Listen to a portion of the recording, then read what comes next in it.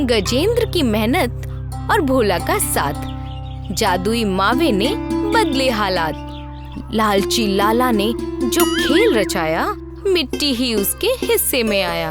साफ नीयत से जो दिल जीत लेते, भगवान भी उनको ही बरकत देते।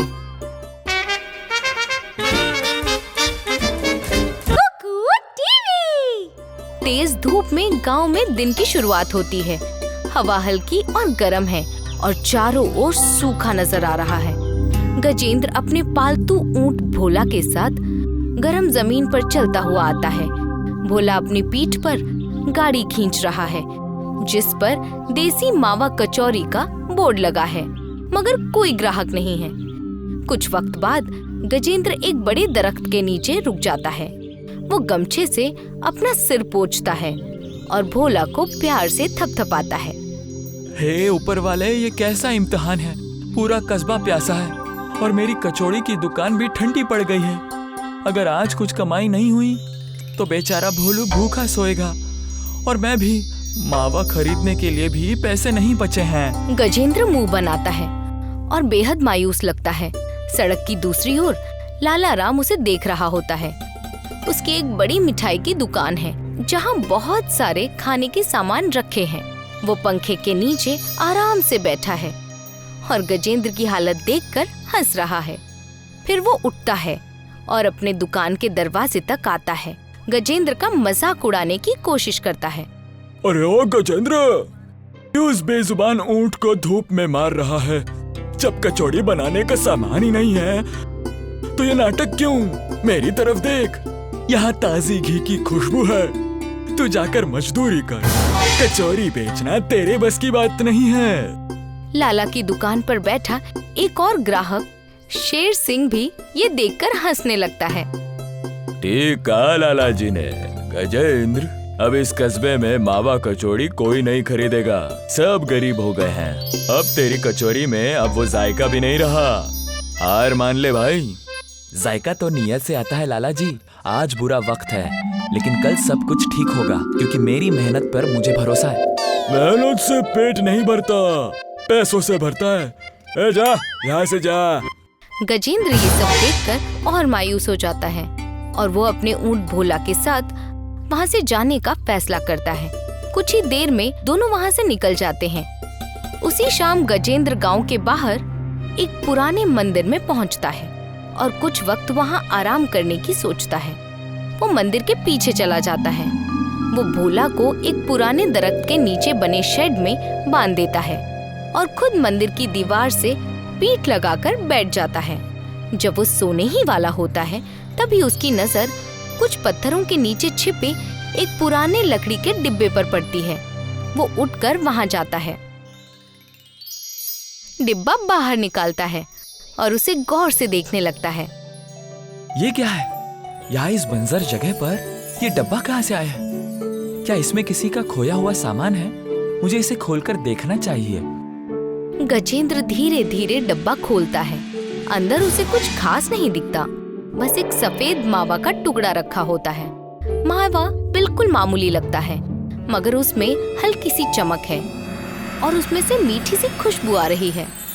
जैसे ही वो मावा उठाने की कोशिश करता है, उसके सामने अचानक एक देवता सामने आ जाते हैं। तुम्हारी ईमानदारी ने मुझे यहाँ बुलाया है। इस डिब्बे में जो मावा है वो कभी खत्म नहीं होगा। तुम इसे अपनी कचौरी में डालो। जो भी इसे खाएगा उसका मन शांत हो जाएगा और उसकी बीमारियां दूर हो जाएंगी। लेकिन याद रखना, जिस दिन तुमने लालच किया, ये जादू खत्म हो जाएगा। बादशाह, मैं क्या कहूँ, आपने मेरी डूबती नैया बचा ली। मैं वादा करता हूँ कि मैं कभी लालच नहीं करूँगा। मैं सबको मोहब्बत से खिलाऊंगा। खुश रहो, हमेशा अपनी नियत और कर्म साफ रखना, यही हकीकत की सीख है। देवता उसे दुआ देते हैं और कुछ ही वक्त में गायब हो जाते हैं। गजेंद्र मावा अपने साथ लेता है और वहाँ से चला जाता है।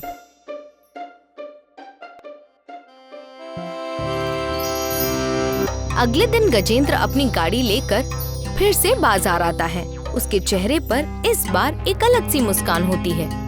वो भोला को एक तरफ खड़ा करता है और फिर उस पकवान की तैयारी शुरू करता है। वो उसी डिब्बे से मावा निकालता है और जैसे ही वो निकालता है उसमें फिर से मावा भर जाता है। ये देखकर गजेंद्र हैरान रह जाता है। फिर वो मावा में मेवे मिलाता है और कुछ देर में कचौरियाँ तलने लगता है। चारों ओर खुशबू फैल जाती है और आसपास के लोग उसकी गाड़ी की ओर आने लगते हैं। अरे ये कैसी खुशबू है, ऐसा लग रहा है जैसे जन्नत का दरवाजा खुल गया है। गजेंद्र बेटा, आज क्या बना रहे हो? मेरी भूख अचानक बढ़ गई है। काकी, आज खास मावा कचौड़ी है, आइए गर्मा गर्म चख कर देखिए। इसी बीच शेर सिंह भी वहाँ पहुँच जाता है, जो कल गजेंद्र का मजाक उड़ा रहा था। वो खुशबू सूंघते हुए गाड़ी के पास आता है। गजेंद्र सबको ताजा मावा कचौरी परोसता है। शेर सिंह एक बड़ा कौर लेता है और उसका चेहरा तुरंत खुशी से भर जाता है। वाह गजेंद्र भाई, ये क्या खिला दिया, मेरी सालों की थकान मिट गई। मेरा तो पूरा दर्द गायब हो गया। ये तो कोई मामूली कचौरी नहीं, ये तो कोई अमृत है। लो, इसके 5 सिक्के रख लो। नहीं शेर सिंह भाई, इसकी कीमत सिर्फ 1 सिक्का है, मुझे ज्यादा नहीं चाहिए। सच में बेटा, मेरे घुटनों का दर्द ठीक लग रहा है। तू तो जादूगर निकला। सब लोग इसे खाकर खुश हो जाते हैं। धीरे धीरे और लोग भी गजेंद्र की गाड़ी पर आने लगते हैं और उसकी बनाई मावा कचौरी का लुत्फ उठाते हैं। फिर गजेंद्र की खास मावा कचौरी पूरे बाजार की पहचान बन जाती है। जो भी बाजार में आता है वो गजेंद्र की मावा कचौरी जरूर खाता है।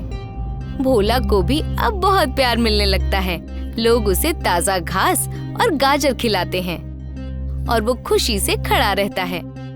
गजेंद्र और भोला दोनों में अब नई ताकत आ जाती है। गजेंद्र बार बार डिब्बे से मावा निकालता है और हर बार वो फिर से भर जाता है। दोनों साथ में बहुत अच्छे लगते हैं और मिलकर मावा कचौरी बेचते हैं। लाला राम अपनी दुकान से गजेंद्र की बढ़ती लोकप्रियता को देख रहा होता है। उसकी कामयाबी देखकर वो हैरान भी होता है और मन ही मन जलन भी महसूस करता है। वो गौर से देखता है कि गजेंद्र किस डिब्बे से सफेद मावा निकालता है। कल तक इसके पास नमक के पैसे नहीं थे और आज इसके पीछे पूरा कस्बा लगा हुआ है। जरूर इसमें कोई काला जादू है। मुझे उस डिब्बे को देखना होगा। आखिर उसमें ऐसा क्या है जो खत्म नहीं होता। लाला राम सर हिलाता है, जैसे उसके मन में गजेंद्र के काम को बिगाड़ने की कोई साजिश तैयार हो गई हो। उसी रात घना अंधेरा छाया होता है। आसमान में चांद नहीं होता। गजेंद्र अपने घर के आंगन में एक चारपाई पर सो रहा होता है। भोला भी गहरी नींद में सोया होता है। घर के गेट के पास लोहे की जाली वाला दरवाजा है और वहीं गाड़ी खड़ी होती है। जादुई डिब्बा भी उसी गाड़ी में रखा होता है। ये रहा वो जादुई डिब्बा। अभी मैं भी देखता हूँ कि कल गजेंद्र कचौड़ी कैसे बनाता है। मैं इससे मावा कचौड़ी बनाकर इस कस्बे का सबसे बड़ा व्यापारी बन जाऊंगा और गजेंद्र को मजा चखाऊंगा। लाला राम चुपके से वहाँ आता है और लोहे की जाली के बीच से गाड़ी में रखा जादुई डिब्बा निकाल लेता है और वहाँ से चुपचाप चला जाता है।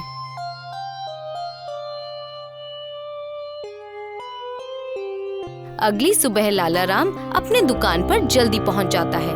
वो डिब्बा खोलता है और उसमें सफेद मावा दिखता है। मावा दिखने में तो मामूली होता है, मगर उसमें से सड़े अंडों जैसी बदबू आ रही होती है। उसका चेहरा बिगड़ जाता है, मगर फिर भी वो सोचता है कि ये जादुई मावा उसे जवान और ताकतवर बना देगा। इसीलिए वो चम्मच से थोड़ा सा खा लेता है। कुछ भी नहीं होता। वो फिर से एक और कौर लेने के लिए डिब्बा उठाता है। तभी उसके हाथ जलने लगते हैं, जैसे डिब्बा अंगारों की तरह गर्म हो रहा हो। जैसे ही वो डब्बा नीचे गिराता है, वो देखता है कि अंदर मावा मिट्टी में तब्दील हो गया है। ये क्या हो गया? ये मावा मिट्टी कैसे बन गया? और ये इतनी बदबू क्यों दे रहा है? गजेंद्र ने जरूर इसमें कोई मंत्र फूका होगा। अगर ये मेरा नहीं हो सकता, मैं इसे किसी का भी नहीं होने दूंगा। उसे समझ ही नहीं आता कि ये सब क्या हुआ। उसी दोपहर लाला राम गांव के चौपाल में सरपंच के सामने हंगामा मचा रहा होता है। उसके हाथ पर सफेद पट्टी बंधी होती है और वो सबके सामने रो रो कर अपनी बात कह रहा होता है। सारे गांव वाले वहाँ इकट्ठा हो जाते हैं और कुछ ही वक्त में गजेंद्र भी वहाँ पहुँच जाता है। देखो सरपंच जी, ये गजेंद्र हम सबको धोखा दे रहा है। ये डिब्बा जादुई है। कल रात मैंने इसे पकड़ा ताकि मैं इसकी असलियत जान सकूं। देखिए, इसमें सिर्फ काली मिट्टी और बदबू है। ये हम सबको बीमार कर देगा। सरपंच जी, मैंने किसी का बुरा नहीं चाहा। यह साधु महाराज का प्रसाद है। उन्होंने मुझे सिखाया है कि चोरी करना पाप है, इसीलिए ये मिट्टी बन गया है।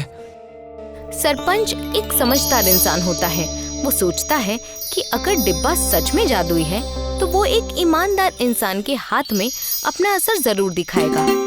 अगर ये डिब्बा सच में जादुई है तो ये एक नेक इंसान के सामने अपना रंग दिखाएगा। गजेंद्र, तुम इस डिब्बे को उठाओ। अगर बात सच हुई तो सबके सामने आ जाएगी। लाला राम मन ही मन हंसता है। उसे लगता है कि गजेंद्र को भी चोट लगेगी।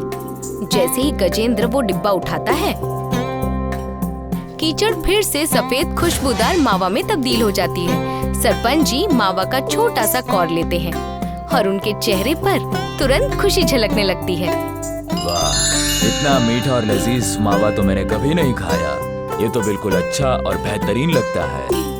ये देखकर सब लोग हैरान रह जाते हैं और सभी को तुरंत समझ आ जाता है कि असली दोषी लाला राम है। लाला राम, तुमने न केवल चोरी की बल्कि एक नेक इंसान पर झूठा इल्जाम भी लगाया। जादू डिब्बे में नहीं, गजेंद्र की नीयत में है। तुम्हारी लालची आंखों ने इसे मिट्टी देखी क्योंकि तुम्हारा मन मैला है। इसे गांव से बाहर निकालो, ये चोर है। नहीं सरपंच जी, इन्हें माफ कर दीजिए। बस इन्हें कह दीजिए कि मेहनत का रास्ता अपनाएं, लालच का नहीं। मुझे माफ कर दो। मैंने लालच के चलते ऐसा किया और मैं शर्मिंदा हूँ। मैं वादा करता हूँ कि मैं आगे कभी भी ऐसा नहीं करूँगा और बहुत ज्यादा मेहनत करूँगा। लाला राम अपनी गलती समझ जाता है और शर्मिंदा होकर खड़ा रहता है। यहीं पर दिन खत्म होता है। उसी शाम लाला राम अपनी दुकान बंद कर देता है और अब गजेंद्र की गाड़ी पर उसकी मदद कर रहा होता है। वो भोला को प्यार से थपथपाता है और उसकी देखरेख करता है। उधर गजेंद्र फिर से अपनी गाड़ी चला रहा होता है। उसी सच्चाई और आभार के साथ वो सबको लजीज मावा कचौरी परोसता है। ये मावा कचौरी जैसा तो कुछ भी नहीं है। जब से इसे खाना शुरू किया है तब से मैं और चुस्त दुरुस्त और तंदुरुस्त महसूस कर रही हूँ। हाँ गजेंद्र, इस मावे को खाकर मैं भी 10 साल जवान महसूस कर रहा हूँ।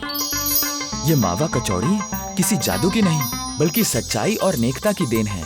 मैं बस आप सबसे यही कहना चाहता हूँ कि आप लोग भी अच्छाई का साथ दीजिएगा, कभी लालच का रास्ता मत अपनाइएगा।